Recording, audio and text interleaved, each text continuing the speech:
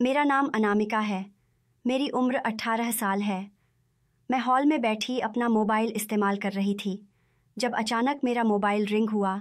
मैंने स्क्रीन की तरफ देखा तो एक अननोन नंबर आ रहा था। एक पल के लिए मैं हैरान हुई क्योंकि मेरे पास आज तक किसी भी अनजान नंबर से कॉल नहीं आई थी। मैंने फ़िलहाल सिर झटक कर कॉल रिसीव कर ली थी। मैं अभी हेलो कहती या कुछ और कहती, उससे पहले ही एक गंभीर आवाज़ फ़ोन के स्पीकर से गूंजी थी। अगर तुम्हारे अंदर इंसानियत है तो थोड़ा घर के अंदर गौर करो, ख़ास करके अपनी दीदी के ऊपर। और फिर कॉल कट गई थी। मैं हैरत में खो गई थी कि यह क्या था। अचानक से किसी की कॉल आना और फिर ऐसी बात करना मुझे समझ नहीं आया था। मैं दोबारा उसी नंबर पर कॉल करने लगी थी, लेकिन अब नंबर बंद जा रहा था।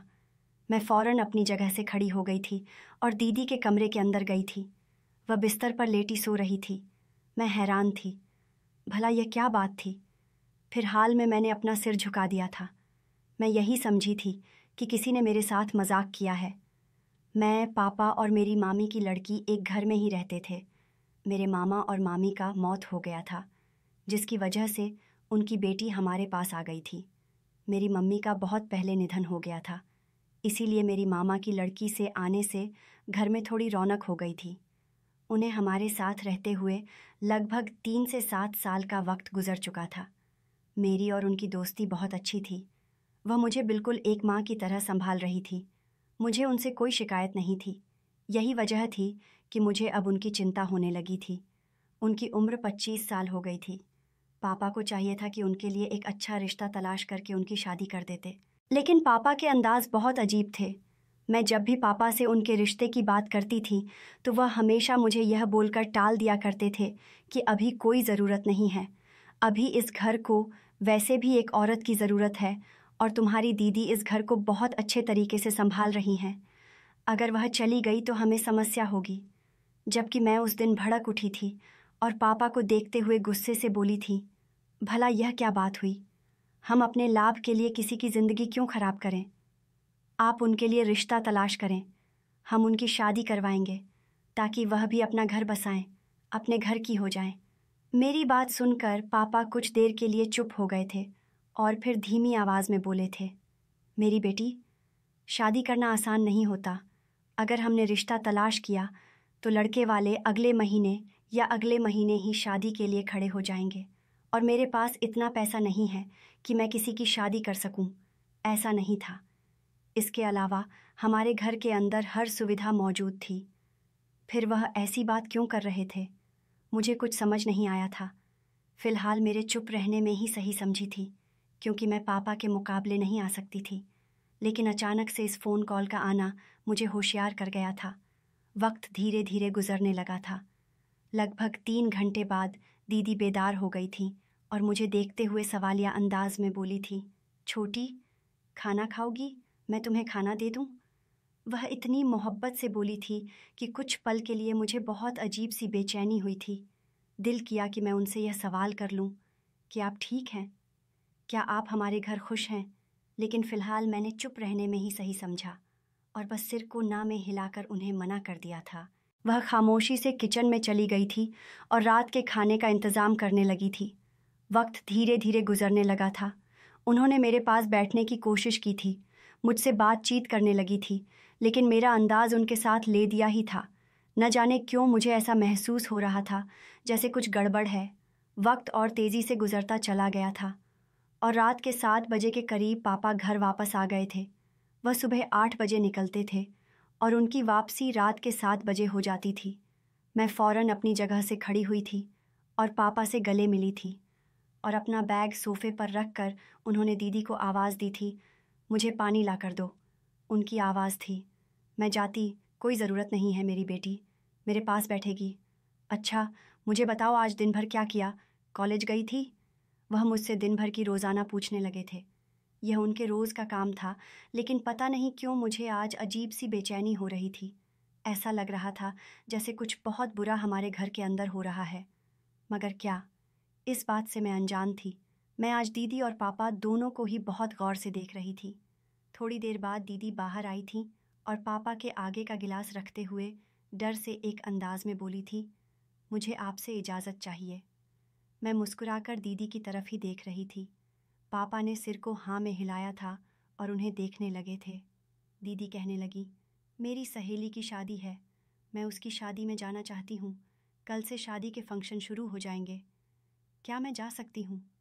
वह और कुछ कहती, इससे पहले ही पापा बोले थे, फिजूल काम करने से मेरे सामने परहेज़ किया करो।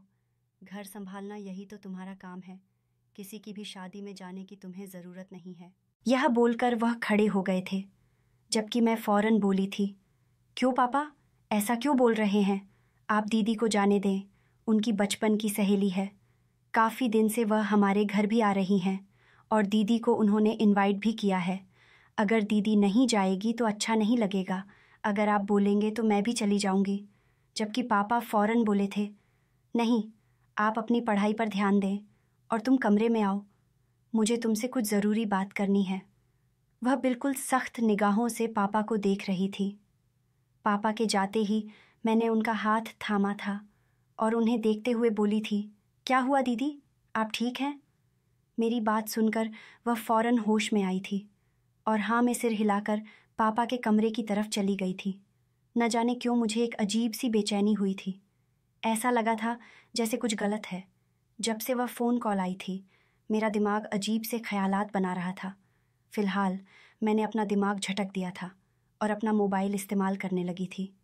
अचानक ही मुझे पापा के कमरे से दीदी के चिल्लाने की आवाज़ आई थी। मैं हैरान रह गई कि यह हुआ क्या है। मैंने फ़ौरन अपना मोबाइल वहाँ रखकर कमरे के अंदर भागी थी। दीदी ज़मीन पर गिरी, अपनी हाथ को थामे बैठी हुई थी और पापा वॉशरूम चले गए थे। दीदी के हाथ से खून बह रहा था। मैं उनके पास बैठ गई थी और सवालिया लहजे में बोली थी, ये क्या हुआ आपको? ये खून कैसे निकला? मैंने उनका हाथ दबाया था ताकि खून किसी भी तरह रुक जाए, क्योंकि खून काफ़ी तेज़ी से निकल रहा था। दीदी रोते हुए अपने कमरे के अंदर चली गई थी, जबकि मैं हैरान और परेशान सी ज़मीन पर बैठी की बैठी ही रह गई थी। यह हुआ क्या था? क्या पापा दीदी को मारते थे या फिर कोई और बात थी? मेरी समझ में कुछ नहीं आ रहा था, लेकिन बहुत अजीब सी बेचैनी हो रही थी, जिससे यह साफ जाहिर था कि कुछ तो है जो मेरी आंखों से छुपा हुआ है। वक्त धीरे धीरे गुजरता जा रहा था। थोड़ी देर बाद दीदी कमरे से बाहर आईं तो उनके हाथ में पट्टी बंधी हुई थी और वह सिर झुकाकर मेज़ पर खाना लगा रही थीं। पापा भी आ गए थे। जब भी मैंने उनसे कोई सवाल किया, उन्होंने जवाब नहीं दिया था, वरना मेरा इरादा उनसे यह पूछने का था कि क्या आपने दीदी पर हाथ उठाया है जो उनके हाथ से खून निकल रहा है। मगर फ़िलहाल मैं चुप रही थी। मगर मैं दीदी की हर हरकत को बहुत गौर से नोट कर रही थी। उन्होंने जब पापा की प्लेट में खाना डाला था तो उनके हाथ कांप रहे थे। हालांकि मैं रोज़ पापा के साथ बैठती थी, हम सब साथ खाना खाते थे, लेकिन आज उस फ़ोन कॉल की वजह से मैं यह सब कुछ ज़्यादा नोट कर रही थी और यह सब मुझे अब संदेहास्पद लग रहा था। और पापा भी अपने कमरे में जाने लगे थे जब अचानक मैंने उन्हें पुकार लिया था। उन्होंने मुझे सवालिया निगाहों से देखा तो मैं उनकी तरफ देखते हुए बोली थी, पापा, मुझे आपसे एक ज़रूरी बात करनी है। मैंने जल्दी में कहा था। पापा ने मुझे देखा था और मुझे अपने पास आने का इशारा किया था और वह मुझे अपने साथ कमरे में ले गए थे। बिस्तर पर बैठकर मैंने उन्हें देखा था। वह मुझे ही सवालिया निगाहों से देख रहे थे और पापा को देखते हुए बोली थी, आपसे एक बहुत ज़रूरी बात करनी है। पिछली बार भी आपसे बात की थी, लेकिन आपने इस बात को टाल दिया था। लेकिन पापा, यह कोई छोटी बात नहीं है। दीदी की उम्र 28 साल हो गई है। अगर हम वक्त पर उनके लिए अच्छा रिश्ता तलाश करके उनकी शादी नहीं करेंगे तो यह बहुत गलत बात हो जाएगी। दीदी की पूरी ज़िंदगी का सवाल है। आपको समझना चाहिए, किसी की बेटी के साथ अगर हम इस तरह से भेदभाव करेंगे तो ऊपर वाला हमें माफ़ नहीं करेगा। मामा क्या सोचते होंगे कि हमने उनकी बेटी को इतने साल से अपने घर में रखा हुआ है, वह भी सिर्फ इसलिए कि हमारे घर की देखभाल कर रही हैं। पापा, ये बहुत गलत बात है। मैं और कुछ कहती, इससे पहले ही पापा मेरी बात काटते हुए बोले थे, अनामिका, मैं आपसे बहुत प्यार करता हूँ, मगर मैं आपको इस चीज़ की बिल्कुल इजाज़त नहीं दूंगा कि आप बड़ों के फ़ैसले में कोई भी दखल दें। मुझे जब बेहतर लगेगा मैं तुम्हारी दीदी की शादी करवा दूंगा। अभी फ़िलहाल न मेरे पास पैसा है और न ही कोई अच्छा रिश्ता, इसीलिए चुप रहो तो बेहतर होगा। उनका अंदाज़ दो टूक था, इसीलिए मैंने चुप रहने में ही भलाई समझी थी। मैं बेवजह पापा को गुस्सा दिलाकर उनकी नज़रों में अपना आप बुरा नहीं करना चाहती थी। मैं चुपचाप कमरे से बाहर आ गई थी। थोड़ी देर में हॉल में खड़ी पापा की बात को भूलने की कोशिश करती रही थी और फिर चुपचाप अपने कमरे में आ गई थी। दीदी बिस्तर पर बैठी एक किताब पढ़ रही थी। मैं उनके पास बैठ गई थी और उन्हें देखने लगी थी। अचानक न जाने मुझे क्या हुआ कि मैंने उनका हाथ थाम लिया था। उन्होंने मुझे सवालिया निगाहों से देखा था। दीदी, एक बात कहूँ? मैंने पूछा। उन्होंने सिर को हाँ में झुका दिया था। अब शादी क्यों नहीं करती? पापा का कहना है कि उनके पास पैसे नहीं हैं, लेकिन आप भी तो इंसान हैं। कोई ना कोई तो आपको भी पसंद होगा, तो आप बात करें, क्या पता बात बन जाए। मेरी बात सुनकर उन्होंने अचानक मुझसे अपना हाथ छुड़ा लिया था और धीरे आवाज़ में बोली थी, अनामिका, रात बहुत ज़्यादा हो चुकी है, तुम सो जाओ, मुझे भी नींद आ रही है। यह बोलकर उन्होंने अपनी किताब भी बंद कर दी थी और करवट मोड़कर सोने लगी थी। लेकिन न जाने क्यों मुझे बहुत अजीब सी बेचैनी हो रही थी। इसीलिए मैं अपनी जगह से उठी और दीदी के पास बैठ गई थी। मैंने उनका हाथ थामा था और उनकी आंखों में देखते हुए एक बार फिर बोली थी, आप मुझसे कुछ नहीं छिपा सकती। मैं आपकी छोटी बहन हूँ। आप मुझे बताइए, आपको हुआ क्या है? आप काफ़ी चुप रहती हैं। शादी क्यों नहीं करती? आप 28 साल की हो गई हैं। आपकी उम्र अब मैं और कुछ कहती। इससे पहले ही उन्होंने मुझसे अपना हाथ छुड़ाया था और बिना मुझे समझने का मौका दिए कमरे से बाहर चली गई थी। मैं हैरान थी कि अचानक उन्हें क्या हो गया था। थोड़ी देर तक मैं उनके वापस आने का इंतज़ार करती रही थी और फिर चुपचाप गहरी नींद में चली गई थी। सुबह सवेरे ही मेरी आंख खुल गई थी। दीदी को देखा तो वह बिस्तर पर गहरी नींद सो रही थी। मैंने अपना सिर झटक कर जल्दी अपना कॉलेज का आज मेरा बहुत महत्वपूर्ण लेक्चर था, जिसे मैं किसी भी कीमत पर नहीं छोड़ सकती थी। मैं बाहर आई तो दीदी का दुपट्टा बाहर पड़ा हुआ था। मैंने हैरान होकर उनका दुपट्टा हॉल में देखा था, क्योंकि दीदी अपने दुपट्टे का बहुत ख्याल रखती थी। मैंने उन्हें कभी भी बिना दुपट्टे के नहीं देखा था। तो क्या दीदी बिना दुपट्टे के ही कमरे के अंदर आ गई थी? मैंने हैरान होकर अपने बंद दरवाजे को देखा था और फिर किसी एहसास के तहत उनका दुपट्टा उठाकर कमरे में रखाई थी। पापा को देखा तो उनका दरवाज़ा बंद था और कॉलेज के लिए रवाना हो गई थी। मैं अपनी ज़ात से कभी भी दीदी को परेशान नहीं करती थी और न ही अपने ज़्यादा काम उनसे बोलती थी। बेशक उन्होंने पूरा घर संभाला हुआ था, लेकिन मुझे उनका बहुत एहसास था। वो मेरे काम क्यों करती? वो भी इंसान थी। अगर मैं उन्हें न समझती तो फिर उन्हें कौन समझता? मैं घर से बाहर आई तो मेरी दोस्त पहले ही मेरी इंतज़ार कर रही थी। मैं उसके साथ ही कॉलेज के लिए रवाना हो गई थी। अभी हम दोनों बस स्टॉप पर ही पहुंचे थे, तब अचानक मुझे अपने नाम की पुकार सुनाई दी थी। मैंने पलट कर देखा तो उसी समय बस आ गई थी। एक आदमी चेहरे पर मास्क लगाए खड़ा हुआ मुझे ही देख रहा था। मेरी दोस्त गाड़ी के अंदर चढ़ चुकी थी, इसीलिए मैं रुक नहीं पाई थी और फौरन ही अंदर चली गई थी, जबकि मैं हैरान थी कि इस अजनबी इंसान को मेरा नाम कैसे मालूम है। वो मुझे अभी भी गहरी निगाहों से देख रहा था। एक पल के लिए मेरा पूरा शरीर कांप उठा था और मैं फौरन गाड़ी के अंदर हो गई थी। मैं अजीब कश्मकश में पड़ गई थी कि यह कौन था। एक लंबी दूरी तय करके हम कॉलेज पहुंच गए थे, लेकिन वहां जाने के बाद भी मेरे दिमाग में यही बातें चल रही थीं कि आखिर वह आदमी कौन था जो मुझे मेरा नाम लेकर पुकार रहा था।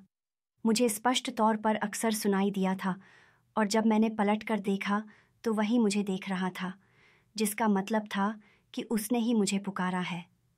मेरी दोस्त ने भी 1-2 बार मुझसे पूछा कि सब ठीक है, तुम काफ़ी गुमसुम नज़र आ रही हो, लेकिन मेरे पास कोई जवाब नहीं था। कॉलेज की छुट्टी के वक्त जब हम लोग बाहर आए तो सामने का दृश्य देखकर मेरा पूरा शरीर सुन्न सा हो गया था, क्योंकि बस स्टॉप पर जिस शख्स ने मुझे पुकारा था वह बिल्कुल मेरे सामने खड़ा हुआ था। शायद वह मेरा ही इंतज़ार कर रहा था, मगर मेरे साथ मेरी दोस्त मौजूद थी। मैं किसी भी अजनबी लड़के से इस तरह से मुलाकात नहीं कर सकती थी और न ही उससे सवाल जवाब करती। बेवजह मेरी बदनामी हो जाती। मैं अपनी दोस्त के साथ कदम दर कदम चलते हुए बस स्टॉप की तरफ बढ़ने लगी थी। हम जैसे ही आगे बढ़े, वह आदमी भी मेरे पीछे पीछे आने लगा था। मुझे बहुत ज़्यादा घबराहट हो रही थी कि यह है कौन। मैंने अपनी दोस्त का हाथ मजबूती से थाम रखा था। उसने मुझे हैरान होकर देखा था और फौरन बोली थी, क्या हो गया अनामिका, सब ठीक है? जबकि मैं कुछ नहीं बोली थी, बस चुपचाप जल्दी जल्दी कदम बढ़ाकर बस में चढ़ गई थी। और वह आदमी आखिर तक बस के पास आया था, मगर उसने गाड़ी में चढ़ने की हिम्मत नहीं की थी, क्योंकि अगर वह पब्लिक बस पर चढ़कर मुझसे बदतमीज़ी करता या कुछ भी बात करने की कोशिश करता तो लोग उसे बहुत मारते। यकीनन उसने समझदारी से काम लिया था। मैं घर पहुंची तो काफ़ी घबराई हुई थी। मुझे बहुत ज़्यादा डर लग रहा था। न जाने वह अजनबी कौन था जो बेवजह मेरे पीछे लग गया था। सुबह से ही मेरा दिमाग खराब हो रहा था। सुबह सुबह दीदी का दुपट्टा हॉल में देखना, फिर बस स्टॉप पर मेरे नाम की पुकार, और जब कॉलेज से बाहर निकली तो उसी शख्स का सामने होना, ये सब बातें मिलकर मुझे बहुत ज़्यादा परेशान कर रही थीं। मैं घर में आई तो दीदी फ़ौरन बोली थी, अनामिका जल्दी से कपड़े वगैरह बदल लो, चाचा की कॉल आई थी। उन्होंने कहा है कि तुम शाम में उनके साथ एक पार्टी में जाओगी। मैंने सिर को हल्की सी झुकाव दी थी। मेरे पापा बिजनेसमैन थे, तो अक्सर उन्हें किसी न किसी पार्टी में जाना ही पड़ता था। कभी वह मुझे ले जाते थे तो कभी वह दीदी को ले जाते थे। हम दोनों में से कोई भी उनके साथ जाने पर एतराज़ नहीं करता था, क्योंकि हमें पता था किसी एक लेडी का पार्टी में होना बेहद ज़रूरी होता था। मैं कमरे में आई थी, लेकिन मेरी धड़कनें बिल्कुल भी सामान्य नहीं हो रही थीं। न जाने क्यों मुझे बहुत ज़्यादा बेचैनी हो रही थी। पल भर के लिए मैं सोच में पड़ी थी, और एक पल के लिए मेरी आंखों में चमक आई थी। कहीं वह शख्स मुझे पसंद तो नहीं करता? यह सोचते ही मेरे चेहरे पर मुस्कान आ गई थी। मैं 18 साल की थी और गर्ल्स कॉलेज में पढ़ती थी। आज तक मैंने कभी किसी लड़के से बात नहीं की थी, किसी से दोस्ती नहीं की थी। इसीलिए जीवन में ऐसा पहली बार होने पर मैं थोड़ा घबराई हुई थी। मगर यह ख्याल आते ही मेरे चेहरे पर मुस्कान आ गई थी। वह आदमी देखने में अच्छा था, लंबा कद, ऐसा महसूस हो रहा था। यही वजह थी कि मुझे उसमें थोड़ी दिलचस्पी पैदा हुई थी। मैंने उसका चेहरा नहीं देखा था, क्योंकि उसने चेहरे पर मास्क चढ़ा रखा था। दीदी की आवाज़ एक बार फिर आई तो मैंने जल्दी से कपड़े वगैरह बदल लिए थे और बाहर आ गई थी। उन्होंने मेरे लिए मेज़ पर खाना लगा दिया था और मेरे साथ ही बैठ गई थी। हम दोनों ने शाम का खाना एक साथ ही खाया था। दीदी मुझसे छोटे छोटे सवाल कर रही थी कि आज कॉलेज में क्या कुछ हुआ, लेकिन मेरे पास कहने के लिए कुछ भी नहीं था। मेरे दिमाग पर वह मास्क वाला आदमी बुरी तरह से हावी हो चुका था।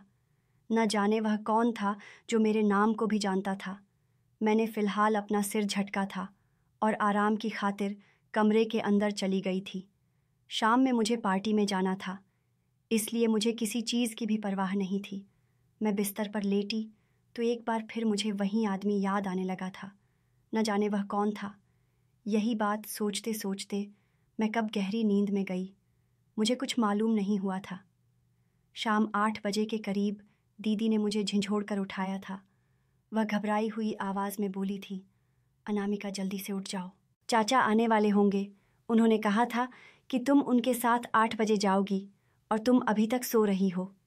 जबकि मैं करवट बदल कर बोली थी, दीदी आप पापा के साथ चली जाएं, मेरा दिल नहीं चाह रहा। मैं और कुछ कहती, इससे पहले ही उनकी ओर घबराई हुई आवाज़ मुझे सुनाई दी थी, तुम क्यों मुझे परेशान कर रही हो? अनामिका उठ जाओ ना। उनकी आवाज़ में मुझे वज़न महसूस हुआ था। मैंने हैरान होकर दीदी के चेहरे को देखा था। मैं उठकर बैठ गई थी और दीदी को देखते हुए बोली, क्या हुआ, सब ठीक है? मैं और कुछ कहती, इससे पहले ही वह बौखलाए हुए अंदाज में बोली, तुम जाओ और कपड़े वगैरह बदलो। चाचा ने कहा था कि तुम्हें जल्दी से तैयार कर देना है, उन्हें परेशान मत करो। जबकि कुछ पल के लिए मैं बिल्कुल चुपचाप वहीं बैठी दीदी के रवैये के बारे में सोच रही थी कि उन्हें अचानक क्या हो गया। अभी तो वह बिल्कुल ठीक थी। बस मेरा यह कह देना कि तुम मेरी जगह पापा के साथ चली जाओ। वह रोने लग गई और यह कोई छोटी बात नहीं थी। फिलहाल मैंने अपना सिर हिलाया और चुपचाप उठकर अपने लिए कपड़े वगैरह निकालने लगी। शाम 8 बजे के करीब दीदी ने मुझे अच्छे से तैयार कर दिया था। पापा भी आ चुके थे और वह भी कपड़े वगैरह बदल कर तैयार हो गए थे और बाहर मेरा इंतज़ार कर रहे थे।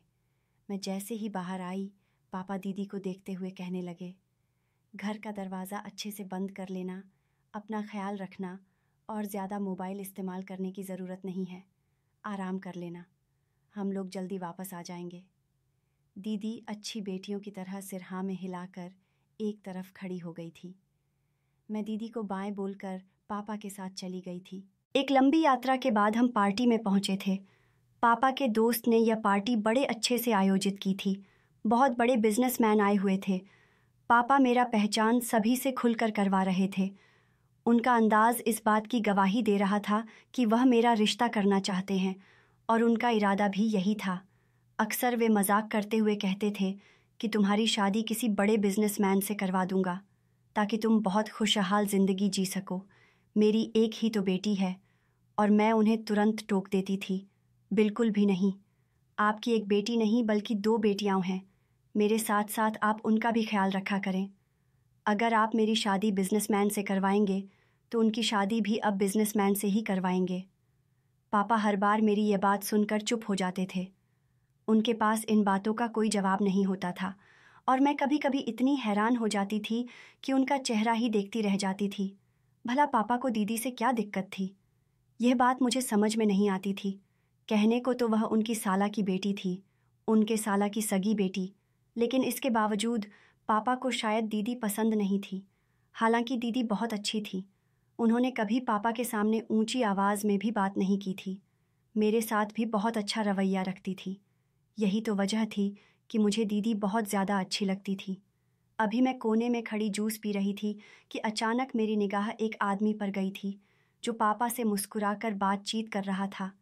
न जाने क्यों उस आदमी को देखकर मुझे ऐसा गुमान हुआ था जैसे सुबह मेरी उससे ही मुलाकात हुई थी।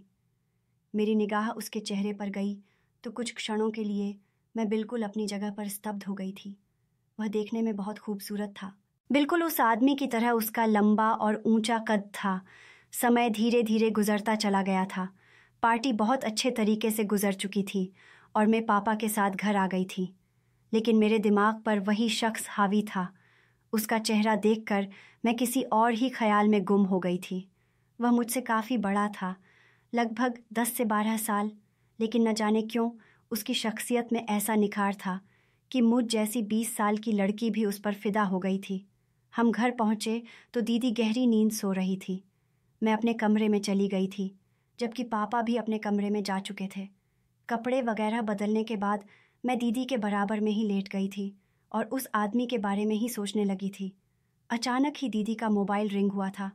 मैंने हैरान होकर दीदी का मोबाइल देखा था। रात के 12 बज रहे थे और उस वक्त दीदी के फ़ोन पर किसी की कॉल आना कोई अच्छी बात नहीं थी।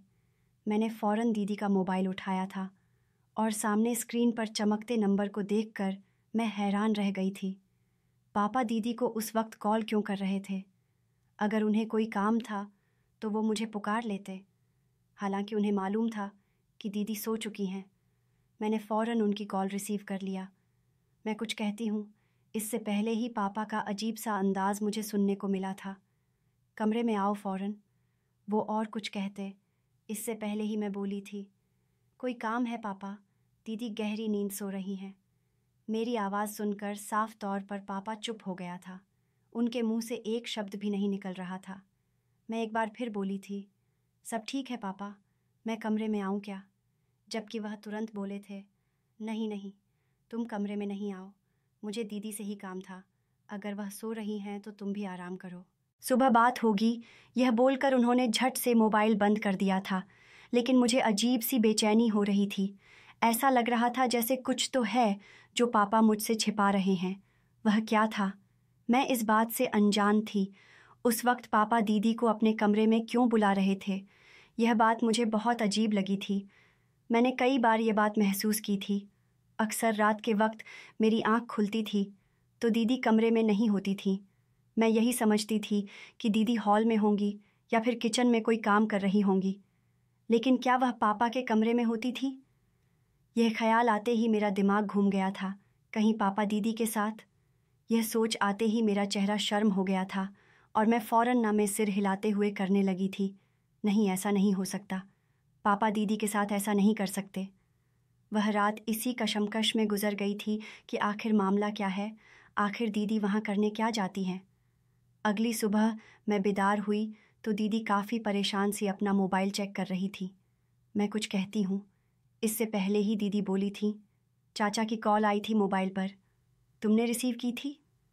मैंने सिर को हल्की झपकी दी थी, जबकि उनके चेहरे पर और परेशानियाँ आ गई थीं और वह फ़ौरन ही कमरे से निकल गई थी। मैं कमरे से बाहर आई तो दीदी पापा के कमरे के अंदर गई थी और कुछ ही क्षण बाद दीदी के चिल्लाने की आवाज़ आई थी। मैं उनके कमरे के अंदर जाना चाहती थी, लेकिन फिर मैं कुछ सोचकर रुक गई थी। एक बार फिर उनके चिल्लाने की आवाज़ आई थी। क्या पापा उन पर अत्याचार कर रहे थे या फिर कोई और बात थी? मुझे कॉलेज के लिए भी देर हो रही थी, इसीलिए मैंने एक निगाह उनके दरवाजे पर डालकर अपने कॉलेज की तरफ रवाना हो गई थी।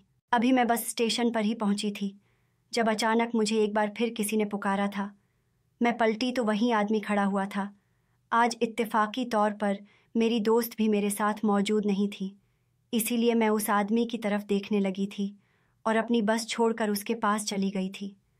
मैं उसे देखते हुए हिम्मत से बोली थी, जी बोलिए, आप रोज़ाना मुझे क्यों पुकारते हैं? क्या आपको नहीं पता किसी लड़की को आवाज़ देना बुरी बात होती है? मेरी बात सुनकर वह आदमी अचानक बोला था, अपने घर पर गौर करना। बेशक तुम 20 साल की हो, लेकिन तुम पर अनिवार्य है कि तुम अपने घर के अंदर नज़र रखो कि किसके साथ बुरा हो रहा है और किसके साथ अच्छा। यही तुम्हारे लिए अच्छा होगा। लड़की, वह एक अजीब से अंदाज में बोलकर वहाँ से चला गया था, जबकि मैं हैरत के खो गई थी कि यह बात करने का क्या तरीका था। आखिर हमारे घर के अंदर ऐसा क्या हो रहा था जो बार बार मुझे इस चीज़ की आगाह की जा रही थी। मैं वहीं बैठी रही थी। आज मैंने कॉलेज जाने का इरादा कैंसिल कर लिया था। क्या मुझे घर जाना चाहिए था?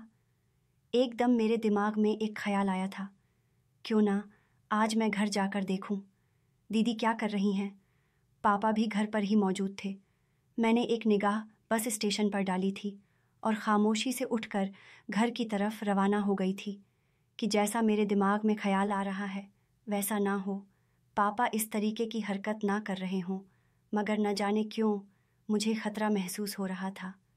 मेरी मम्मी को मरे हुए काफ़ी अरसा बीत गया था, इसीलिए पापा से किसी भी चीज़ की उम्मीद की जा सकती थी, क्योंकि जिस तरह का रवैया उनका दीदी के साथ होता था वह कोई मामूली नहीं था।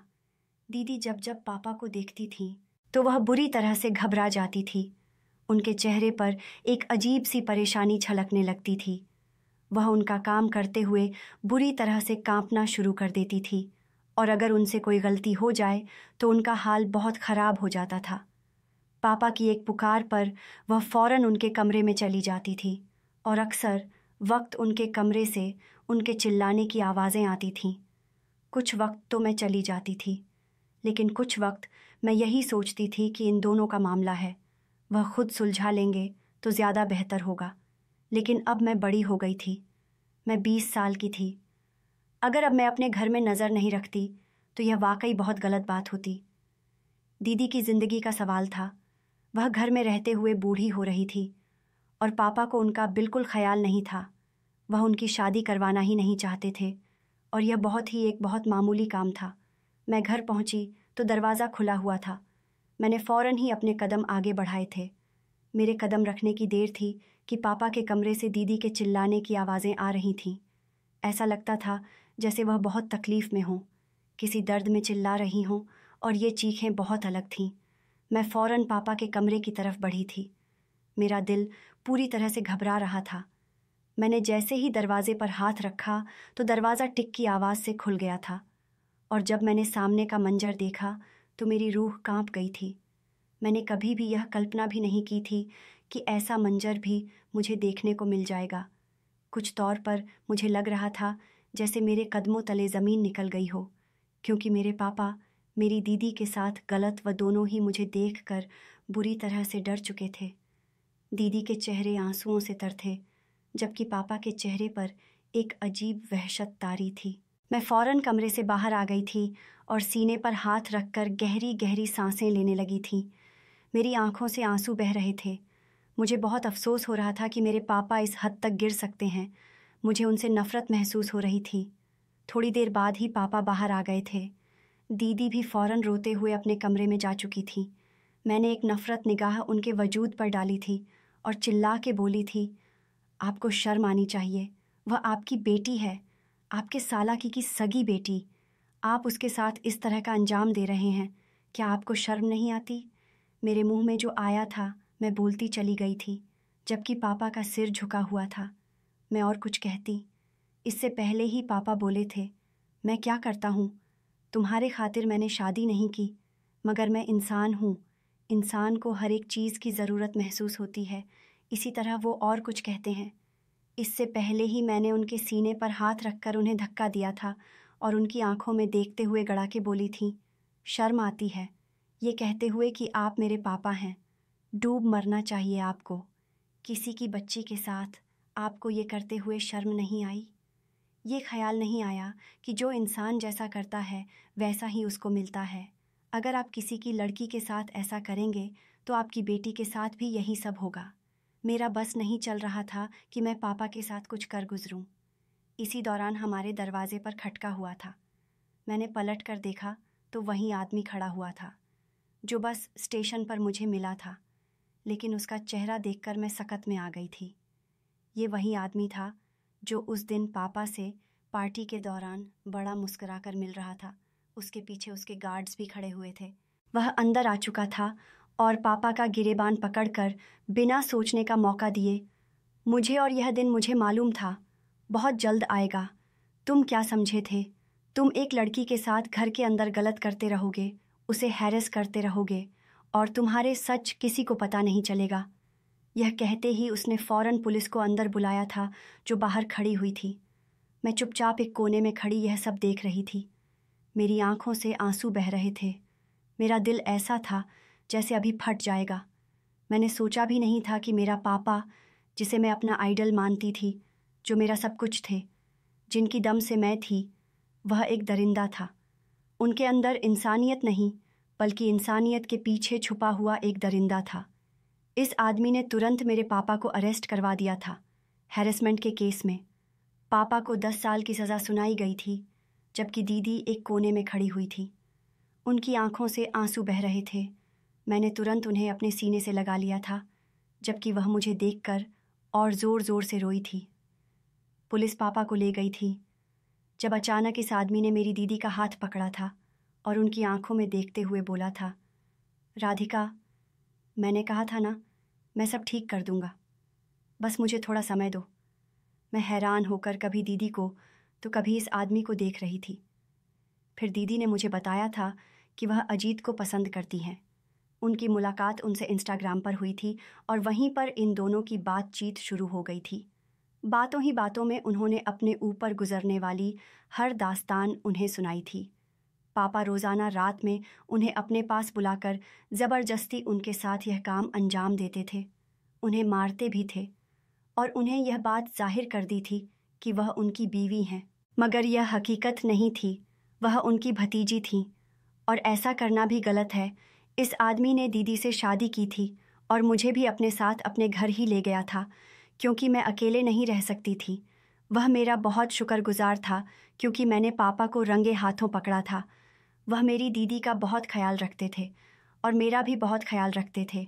दीदी और उन्होंने कभी मुझ पर कोई रोक टोक नहीं की थी, बल्कि वह लोग मेरी ज़िंदगी संवार चुके थे। मेरी पढ़ाई पूरी होने के बाद अजीत ने मेरी शादी एक अच्छे लड़के से करवाई थी, जो देखने में भी बहुत खूबसूरत था और ख़ानदानी भी अमीर था। मैं भी एक अच्छी ज़िंदगी गुजार रही हूँ और मेरी दीदी भी, जबकि पापा जेल में पड़े हुए हैं और मुझे उनकी बिल्कुल याद नहीं आती। भला मैं उनको क्यों याद करूं, जिस इंसान को यह एहसास नहीं कि बीवी और भतीजी में क्या फ़र्क होता है। इस इंसान को ऐसी जगह में ही रहना चाहिए। कुछ मेरा दिल दुखता है, मगर मैं अब बेबस हूँ। मैं कुछ नहीं कर सकती, क्योंकि अजीत पापा के खिलाफ और कार्रवाई कर चुके हैं, जिससे यह साहब जाहिर है कि पापा अब सारी ज़िंदगी यह बाहर नहीं निकल सकेंगे। और मुझे भी इस चीज़ से अब कोई फ़र्क नहीं पड़ता कि वह कहाँ पर हैं और कहाँ पर नहीं, क्योंकि मैं अपने पति के साथ बहुत अच्छी ज़िंदगी गुजार रही हूँ। दोस्तों, उम्मीद करती हूँ आपको हमारी कहानी पसंद आई होगी। कहानी पसंद आई है तो वीडियो को लाइक करें। चैनल पर नए हैं तो चैनल को सब्सक्राइब करें और हाँ, नोटिफिकेशन बेल को ज़रूर दबाएं ताकि अगली अपडेट सबसे पहले आपको मिले।